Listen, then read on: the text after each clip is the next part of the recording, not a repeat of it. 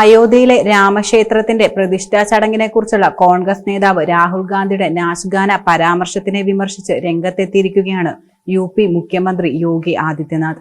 നിങ്ങളുടെ കുടുംബം ജീവിതകാലം മുഴുവൻ ഇതാണ് ചെയ്യുന്നതെന്ന് യോഗി പരിഹാസമായി ഉയർത്തിയ വിമർശനം. രാമക്ഷേത്രത്തിനായുള്ള 500 വർഷത്തെ കാത്തിരിപ്പിന് ഈ വർഷം അയോധ്യയിലെ രാമക്ഷേത്രത്തിൽ രാമലല്ലയുടെ പ്രതിഷ്ഠ നടന്നതോടെ അവസാനിപ്പിച്ചതായി ആദിത്യനാഥ് തുറന്നു പറഞ്ഞു.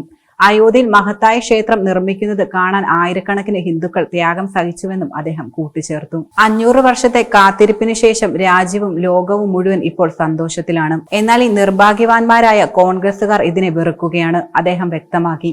കോൺഗ്രസിനെ കടന്നാക്രമിക്കുകയും ചെയ്തു. ഇതാണ് യഥാർത്ഥത്തിൽ രാമന്റെ സംസ്കാരവും റോമിന്റെ സംസ്കാരവും തമ്മിലുള്ള വ്യത്യാസമെന്നും ആദിത്യനാഥ് പറഞ്ഞു.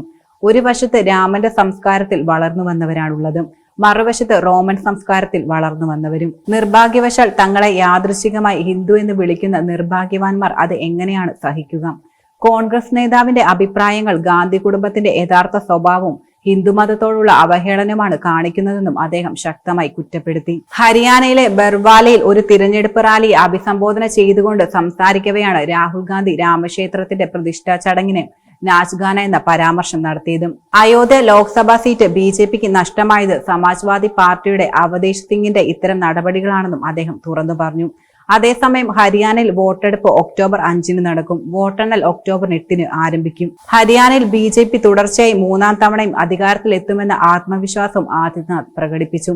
അധികാരത്തിൽ തിരഞ്ഞെടുത്താൽ ഡബിൾ എഞ്ചിൻ സർക്കാരിന്റെ കീഴിൽ വികസന പദ്ധതികൾക്ക് ആക്കം കൂട്ടുമെന്ന ഉറപ്പും അദ്ദേഹം നൽകി. ശ്രീരാമന്റെയും ശ്രീകൃഷ്ണന്റെയും അസ്തിത്വം നിഷേധിക്കുകയും വഖഫ് ബോർഡിന് അനുകൂലമായി അവർക്ക് ഭൂമി അനുവദിക്കുന്നതിനെ കോൺഗ്രസ് എതിർക്കുകയും ചെയ്തുവെന്നാണ് നിലവിലെ ആരോപണം. സാംസ്കാരികവും മതപരവുമായ വിഷയങ്ങളിൽ ബി.ജെ.പിയും കോൺഗ്രസും തമ്മിലുള്ള ആഴത്തിൽ വേരൂന്നിയ അഭിപ്രായ വ്യത്യാസങ്ങളെയാണ് തുടർച്ചയായി ഈ രാഷ്ട്രീയ പോരാട്ടം ഉയർത്തിക്കാട്ടുന്നത്.